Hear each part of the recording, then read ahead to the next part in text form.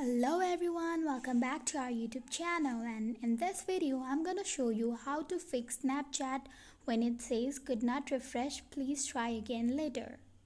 So as we all know that Snapchat is a mobile messaging application used to send or share photos, videos, text and drawings. It is free to download the app and free to send messages using it. It has become hugely popular in a very short space of time, especially with young people.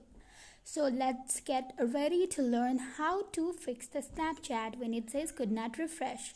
So number one, go to the settings and find out the aeroplane mode and turn on the aeroplane mode and again turn it up instantly.